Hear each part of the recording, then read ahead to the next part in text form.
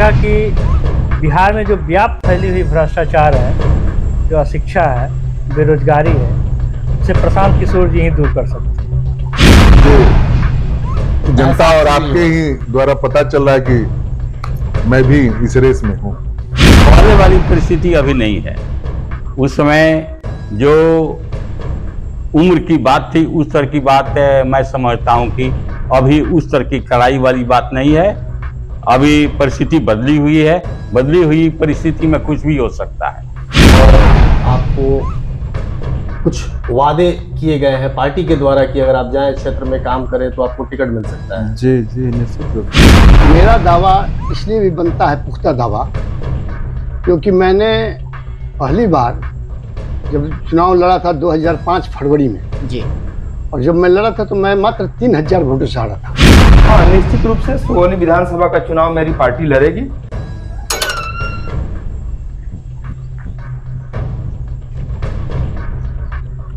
प्यारे दर्शकों, डीके आजाद का अभिवादन स्वीकार करिए और आप जुड़ जाइए इस शो के साथ। हर बार की तरह आपका पसंदीदा शो हम आपके बीच लेकर आए हैं, ठोक बजा के। आपके इस चहेते कार्यक्रम में बिहार विधानसभा चुनाव 2025 के संदर्भ में आज हमारी टीम पहुंची है विधानसभा संख्या 11 सुगौली में। यहाँ हम जनता से बात करेंगे, भावी प्रत्याशियों से बात करेंगे, ठोक बजा के। अभी मैं मौजूद हूं सुगौली में। चुनावी सरगर्मियों ने तेजी बढ़ा दी है और इसी की पड़ताल करने के लिए आज हम पहुंचे हैं सुगौली के जयराम दास मार्केट में, चाय की टपरी पे। और यहाँ पे कुछ लोग हैं जिनसे हम यह जानने की कोशिश करेंगे कि संधि भूमि सुगौली की धरती पर विकास के साथ कितनी संधि कर पाया है सुगौली, और सुगौली के लोगों का विकास किस तरह हुआ है या किस प्रकार बाधित है। क्या लगता है आपको, सुगौली में विकास को कितने अंक देंगे? 5 अंक, 10 से 5 अंक देंगे हम विधानसभा चुनाव के मद्देनजर आपसे यह जानना चाहते हैं कि यहाँ से जो उम्मीदवार हैं, वर्तमान में जो विधायक हैं, उन्हें आप कितना अंक देंगे? उनको अंक देंगे हम 0। उनको कारण क्या है? हाँ बताइए। कि उनका बहुत बड़ा बड़ा वादा था, जैसे कि डिग्री कॉलेज का बनाना, ऐसे ऐसे बहुत सारे वादा किए हुए थे, लेकिन अपने किसी भी कार्य पे वो खड़ा नहीं उतर पाया, इसलिए उनको मैं 0 अंक दूंगा।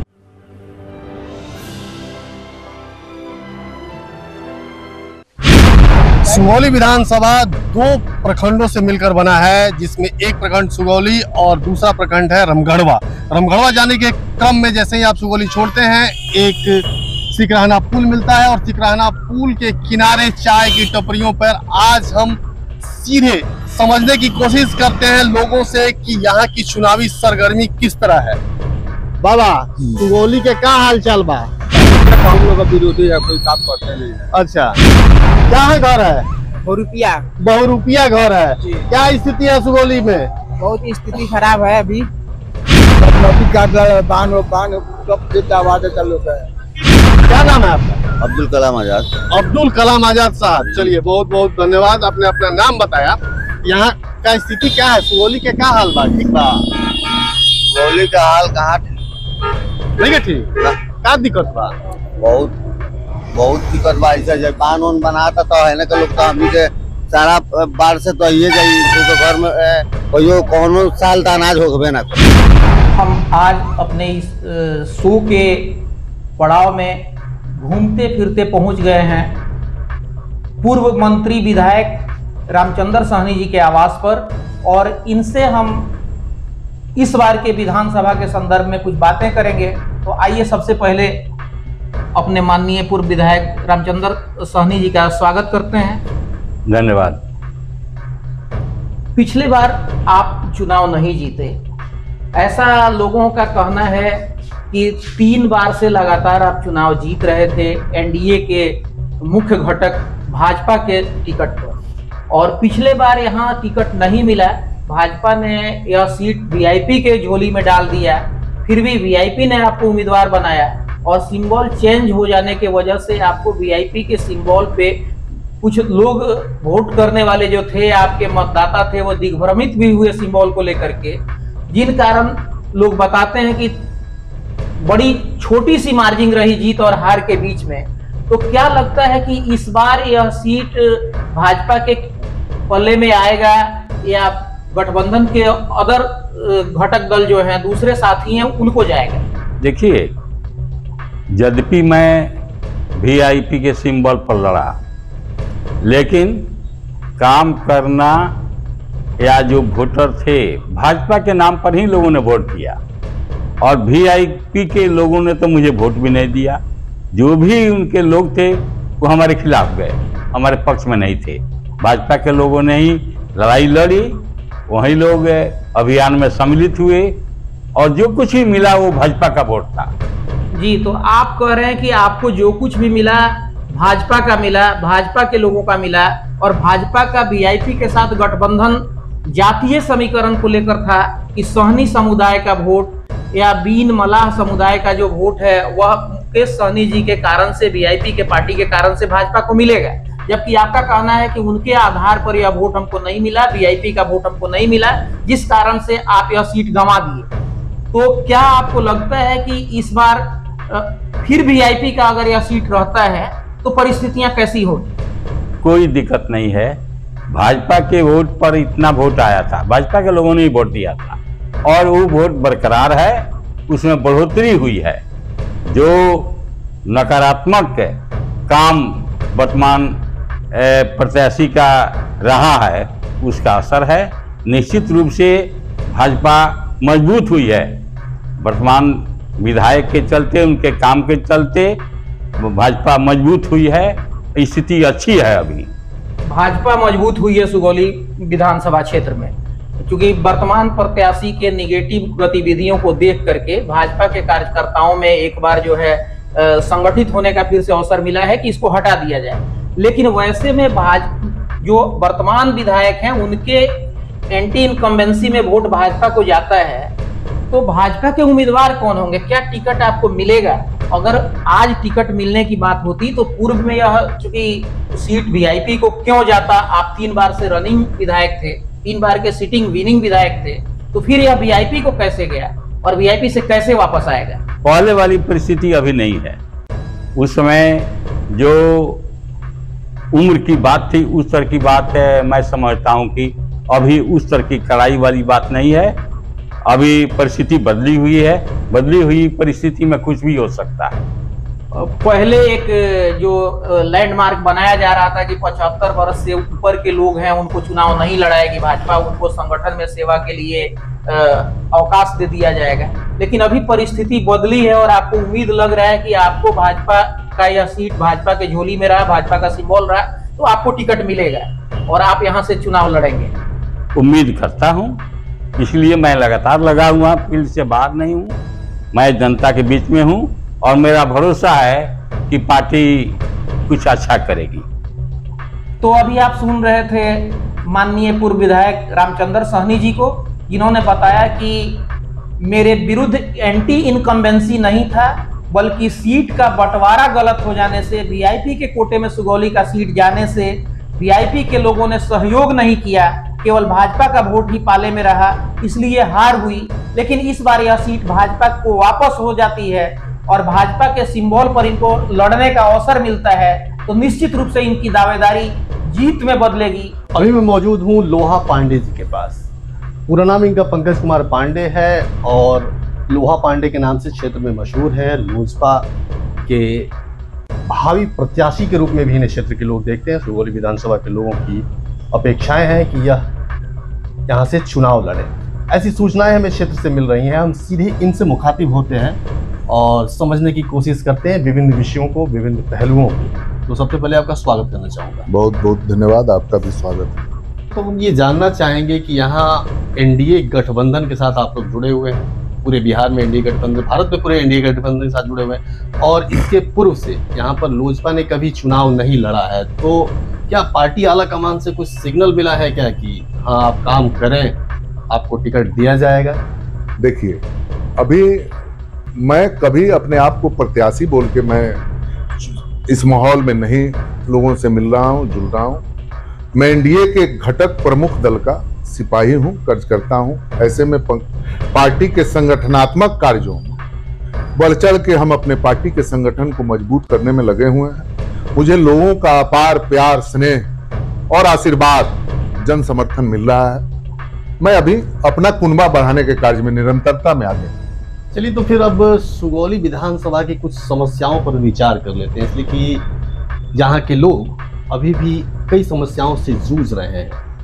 हमारी दृष्टि भी उन समस्याओं पर पड़ती है, हमारे पास इस तरह की खबरें भी आती हैं, हम देख भी पाते हैं। लेकिन आप किस रूप में यहाँ की समस्याओं को देखते हैं और प्रमुख समस्याएं क्या देखते हैं?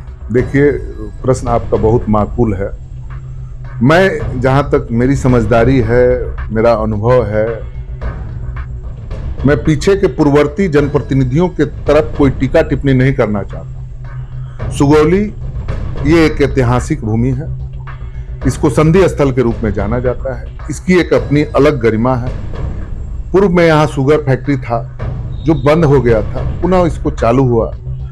चालू होने के बाद बीच में लड़खड़ाया, फिर इधर विगत के दिनों में हमारा कृषि प्रधान ये इलाका है।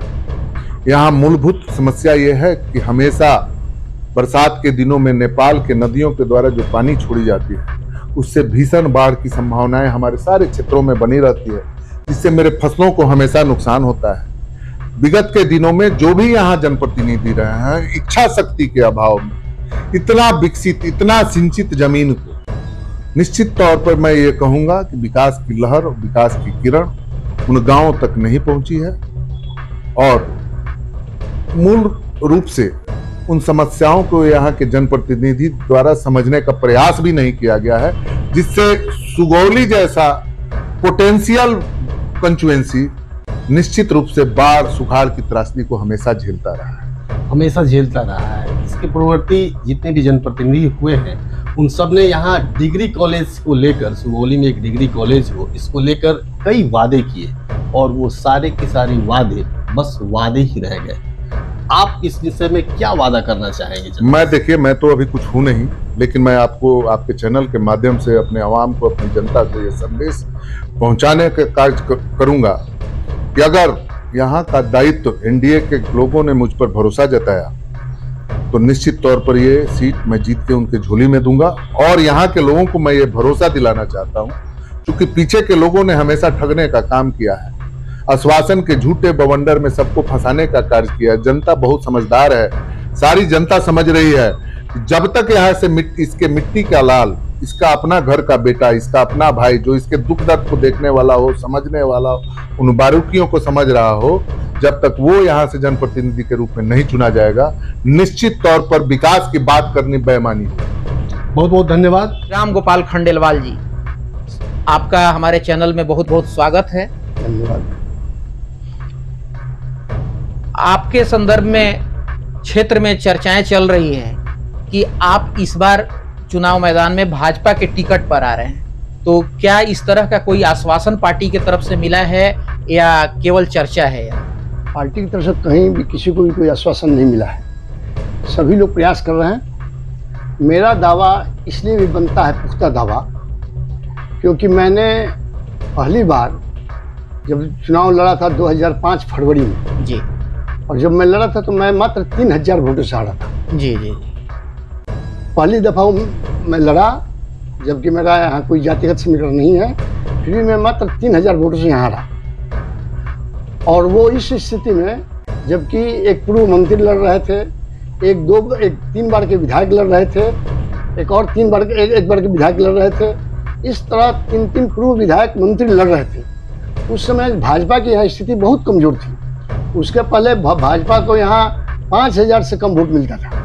लेकिन जब मैं पहली बार लड़ा 2005 फरवरी में, तो मुझे जो है यह कहकर टिकट दिया गया कि आप जीतना है, और मैंने पूरा प्रयास किया और मैं मात्र 3000 वोटों से हारा। जी जी। फिर भी मेरी पार्टी ने अगली जब नवंबर में जब चुनाव हुआ तो मुझसे कहा कि साहब इस दफे आप चुनाव छोड़ दीजिए,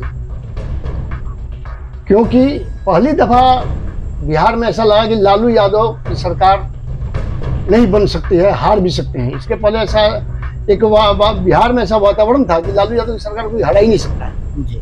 लेकिन जब मैं लड़ा और उस समय बिहार में जब त्रिशंकु विधानसभा हुई तो पार्टी ने मुझसे अनुरोध किया कि रामगोपाल जी, आप पार्टी के पुराने कार्यकर्ता रहे हैं, इस दफे आप छोड़ दीजिए हम लोग कुछ जातिगत समीकरण जोड़कर दूसरे को सीट देना चाहते हैं। तो मैंने कहा कि पार्टी का निर्णय जो होगा मुझे सर्वमान्य है, और मैंने यह ईमानदारी से कार्य किया। बिहार में उस समय पार्टी ने 26 की 36 सीटें बदली थी, लोगों को उम्मीदवार बदला था, जिसमें मात्र 2 सीट जीता था, जिसमें एक सुगौली था। कभी भी पार्टी के साथ आपने दगा नहीं किया है, तो पार्टी का फर्ज बनता है, जब पिछले बार यह सीट पार्टी हार चुकी है और इस बार अगर पार्टी को प्रत्याशी की जरूरत है तो हारे हुए प्रत्याशी को नहीं बल्कि एक जीताने वाले प्रत्याशी की जरूरत है, तो वहां आपको पार्टी को टिकट देना चाहिए। अगर पार्टी आपको टिकट देती है, आप जीत जाते हैं, तो सुगौली की किन किन मूलभूत समस्याओं के लिए खास करके आपको लगता है कि मेरा चुनाव लड़ना लाजमी है, मैं जीतूंगा तो सुगौली के विकास में ये काम करूंगा? सुगौली में बहुत से, सुगौली का विकास जिस ढंग से होना चाहिए वह एकदम नहीं हुआ है। यहाँ जैसे सुगौली एक बहुत पुराना शहर है और इसको यही संधि हुई थी भारत और नेपाल की जी, लेकिन आज तक उस संधि स्थल उपस्थित है जी। तो हम चाहेंगे उस संधि स्थल को एक भव्य रूप दिया जाए। दूसरा, सुगौली जो इसके पीछे जो बड़े शहर पैदा हुए वो अनुमंडल बन गए जी। लेकिन सुगौली इतना बड़ा शहर, इतना पुराना, इतना ऐतिहासिक शहर होते हुए आज तक अनुमंडल नहीं बन सका। यहाँ की साफ सफाई की आप नगर पंचायत की स्थिति रोज देख ही रहे होंगे, अखबारों में आ रहा है और आपको न्यूज चैनल में आ रहा है कि क्या स्थिति है।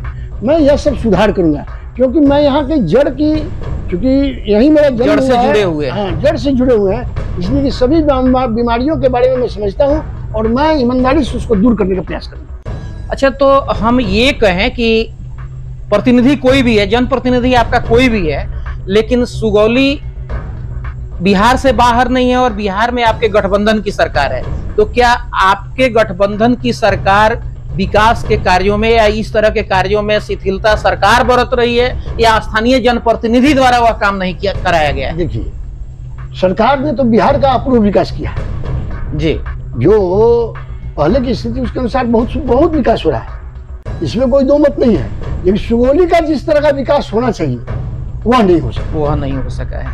बहुत बहुत धन्यवाद। अभी आप सुन रहे थे रामगोपाल खंडेलवाल जी को, क्योंकि सुगौली एक ऐतिहासिक शहर रहा है, चाहे पंडित कामेश्वर सिंह की राजधानी रही हो या बेतिया राज की ग्रीष्मकालीन राजधानी रही हो सुगौली, उसके बावजूद भी सुगौली को जिस जगह पे पहुंचना चाहिए, यह ऐतिहासिक शहर होना तो दूर की बात, अनुमंडल तक नहीं बन सका है, और अनुमंडल जब तक नहीं बनता है तो यहाँ डिग्री कॉलेज नहीं आएगा, मूलभूत पढ़ाई लिखाई की सुविधा नदारत रहेगी, मूलभूत समस्याओं से यह वंचित रहेगा।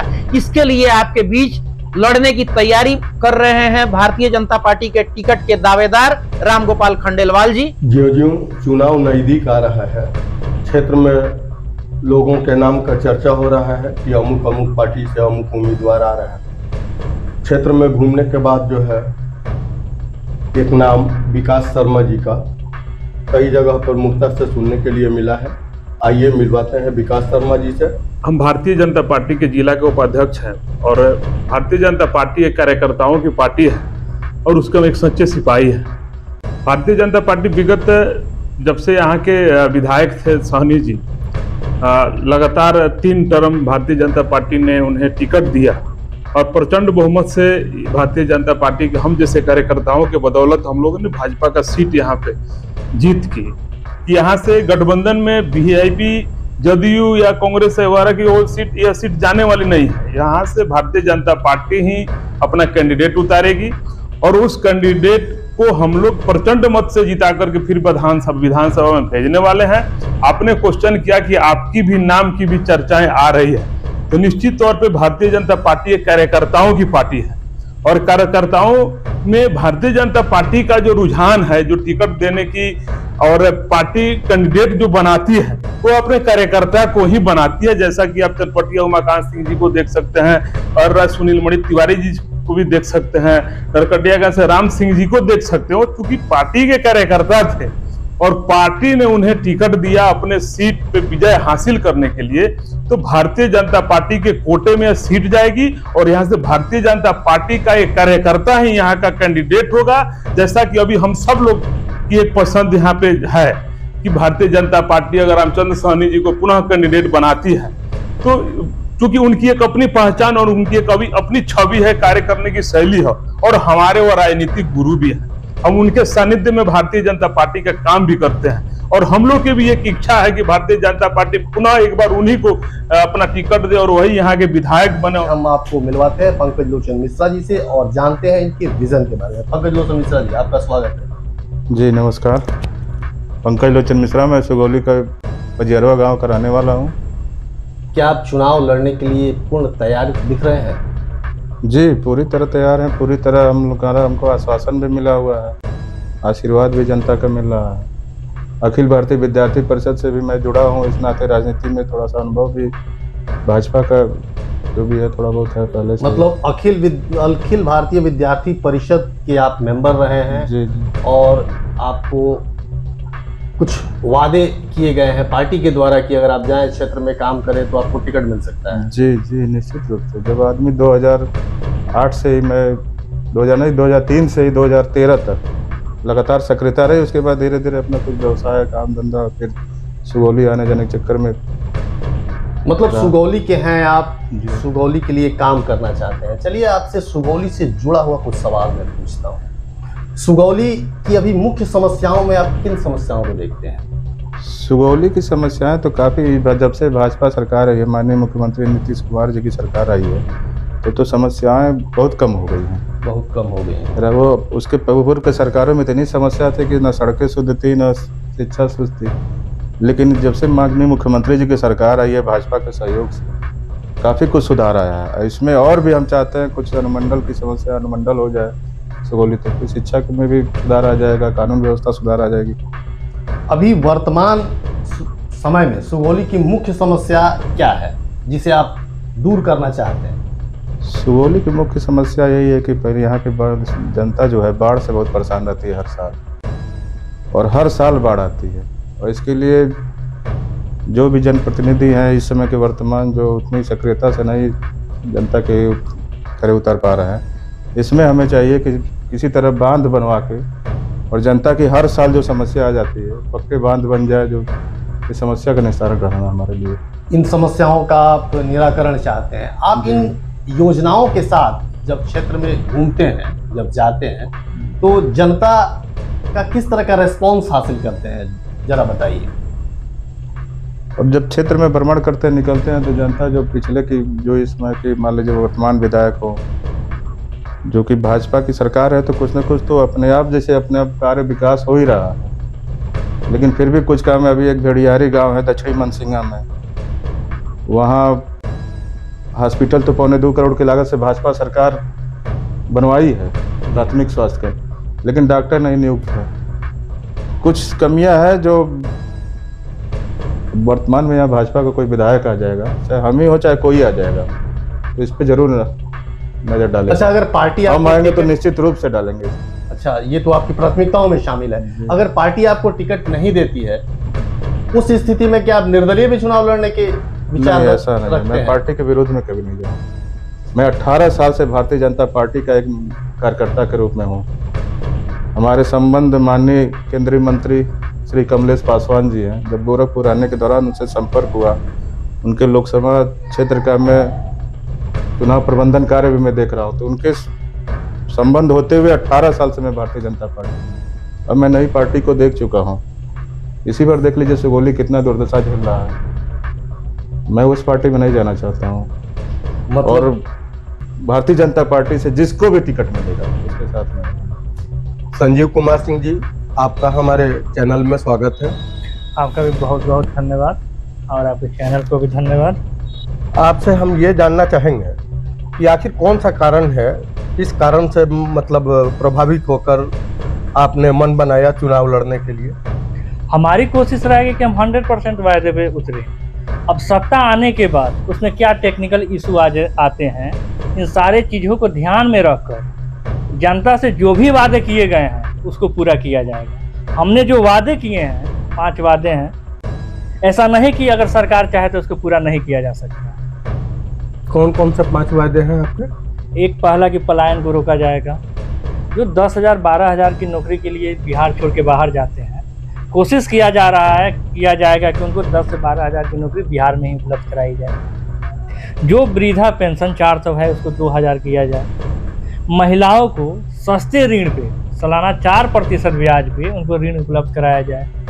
किसानों के लिए जो नकदी फसल की खेती करते हैं उनको मुफ्त में मजदूर उपलब्ध कराया जाए और पूरे बिहार में इंग्लिश मीडियम में स्कूली शिक्षा की व्यवस्था की जाए। जब सरकार आपकी बन जाती है तो आप सुगौली के विकास के लिए क्या करेंगे? सुगौली के विकास के लिए कुछ एजेंडे हैं मेरे पास, मैं चाहूँगा कि आपके चैनल के माध्यम से मैं बता दूँ। जो पहला होगा कि जो भी सुगौली विधानसभा के अंतर्गत गाँव में सड़कें हैं उनका दोहरीकरण किया जाएगा। आप गांव देहात में जाते होंगे तो देखते होंगे कि एक 4 व्हीलर आ रहा है तो एक बाइक भी नहीं निकल पा रहा है। वैसे सड़कों की दोहरीकरण की जाएगी, कम से कम 2 वे हो, एक तरफ से गाड़ी आए एक तरफ से गाड़ी चली जाए। हर प्रखंड में एक ऐसे प्लेग्राउंड स्टेडियम की स्थापना किया जाए जहां पे प्रशिक्षण देने के लिए प्रशिक्षक भी उपलब्ध रहे, चाहे वो क्रिकेट हो, टेनिस हो, फुटबॉल हो, वॉलीबॉल हो, ताकि यहाँ के बच्चे भी देश में नाम रोशन कर सकें। आप एक सफल पत्रकार के रूप में आपने काम किया, फिर राजनीति में आने की आवश्यकता कैसे पड़ गई? देखिए, जहां आदमी जन्म लेता है ना, जिस मिट्टी से जुड़ा रहता है, जिस घर परिवार से जुड़ा रहता है, एक सफल व्यक्तित्व का ये दायित्व है कि अपने घर परिवार को व्यवस्थित करे। और घर परिवार अगर थोड़ा भी व्यवस्थित हो जाए तो अपने जीवन का कुछ अहम हिस्सा जो है वह समाज, गांव गिराव, जिला जवार को दे, ताकि वहां भी समृद्धि आ सके। और उसके लिए समाज से जुड़ना पड़ेगा, राजनीतिक रास्ता अपनाना पड़ेगा। इसीलिए मैं राजनीति करने के लिए तो कई दल मौजूद हैं, हजारों हजार की संख्या है, फिर अपने दल को स्थापित करने की दिशा में आपने कदम क्यों बढ़ाया? यह बात सत्य है। लगभग 1500-1600 पार्टियां हैं भारतवर्ष में, और प्रख्यात या विख्यात रूप से कई सारे 4-5 पार्टी है। कहीं भी हम जाएं तो वहाँ हमको जगह मिल सकता था, बैठने का, काम करने का, कोई पद मिल सकता था। परंतु मेरी जो सोच है कि मैं अपने युवा अवस्था को संभाला, कुछ कमाने के लिए चाहा, तो यही सच है कि हम लोग जा कर के दिल्ली पंजाब में बहुत धक्का खाए हैं, बहुत तकलीफ झेला है हम लोगों ने, और बहुत दर्द झेला है। तो हमारे सोच में ये बात थी कि किसी भी तरीके से हम चंपारण पे काम करें और चंपारण में औद्योगिक व्यवस्था स्थापित करें। और यह एजेंडा किसी पार्टी से जुड़ करके नहीं हो सकती है, इसकी कामयाबी नहीं मिल सकती है। इसीलिए मैं सोचा कि मैं अपनी पार्टी बनाऊंगा, चंपारण पे काम करूंगा, और चंपारण के लिए पहली व्यवस्था होगी कि औद्योगिक विकास हो। और औद्योगिक विकास करने के लिए अगर किसी भी तरह से कभी भी मुझे सत्ता में अपनी बात रखवाने की वजूद हासिल होती है, तो सबसे पहला एजेंडा यह होगा कि चंपारण औद्योगिक विकास प्राधिकरण बना करके चंपारण में 10,000 एकड़ भूमि जो उपजाऊ नहीं हो उसको अधिग्रहित करके एक औद्योगिक एरिया डेवलप किया जाए, ताकि हमारे लोग, जैसे मैंने पलायन किया, मेरी पीढ़ियां जो पलायन कर रही है, आज के युवा जो पलायन कर रहे हैं, पढ़ लिख करके रोजी रोजगार के बगैर भटक रहे हैं, वह भटकाव में रुकावट आवे और वह यहाँ रोजगार करे। जैसे हम लोगों ने नोएडा दिल्ली जा करके काम किया है, वैसे नोएडा दिल्ली के लोग भी हमारे चंपारण में एक दिन आने के लिए मजबूर हो जाए। इसीलिए हमने अपने राजनीतिक पार्टी बनाने का प्रयास किया। यह एजेंडा किसी दूसरे पार्टी से दूर करके नहीं हो सकता। अमूमन सभी पार्टियां इस तरह का दावा करती हैं कि हम विकास के लिए काम कर रहे हैं, फिर आपकी पार्टी जो है, आपन माटी आपन पार्टी जो है, इसकी प्राथमिकताओं में क्या है? देखिए, इसकी पहली प्राथमिकता है कि मैं बताया और पार्टी क्या करती है, तो सब देखे हैं। हमारा चंपारण लगभग जितनी राजनीतिक पार्टियां अभी चलेबल है, जो सामने दिख रहा है, उसको सभी एमपी और विधायक सभी पार्टी को दिया है हमारा चंपारण। किसी न किसी रूप में एमपी दिया है, किसी न किसी रूप में विधायक दिया है। परंतु यह भी सत्य है कि सरकार ने चंपारण के विकास पर जरा भी नहीं सोचा है। बस विधायक फंड, एमपी फंड के अलावे किसी भी विभाग का फंड हमारे यहाँ नहीं आता है, किसी भी विभाग से डेवलपमेंट नहीं हो पाता है। जिसकी वजह से आज चंपारण रोता बिलखता चंपारण है। इसको हंसता हुआ बनाने के दिशा में अपन माटी अपन पार्टी काम करेगी। क्या आप सुगौली विधानसभा का चुनाव लड़ेंगे? हाँ, निश्चित रूप से सुगौली विधानसभा का चुनाव मेरी पार्टी लड़ेगी। अगर हमारी पार्टी का कमेटी तय करती है मैं स्वयं चुनाव लड़ूं तो मैं स्वयं चुनाव लड़ूंगा, या मेरे से बेहतर कोई भी कैंडिडेट दिखता है हम लोग चुनाव लड़ाएंगे। मतलब आप अपने दल से कोई न कोई कैंडिडेट प्रत्याशी यहाँ जरूर देंगे? 21 विधानसभा में 21 विधानसभा में 17 विधानसभा में हमारे लोग कार्यरत हैं। जितनी क्षमता है उस हिसाब से काम कर रहे हैं। हम लोग का उम्मीद होगा कि 21 विधानसभा में हम लोग। बहुत बहुत धन्यवाद। प्यारे दर्शकों, अभी आप सुगौली विधानसभा क्षेत्र की जनता को सुन रहे थे, यहाँ से चुनाव लड़ने वाले भावी प्रत्याशियों को सुन रहे थे। अब आपके सुनाने की भी बारी है। जब विधानसभा चुनाव आएगा तो आप अपने मतदान का प्रयोग करिएगा ठोक बजा के।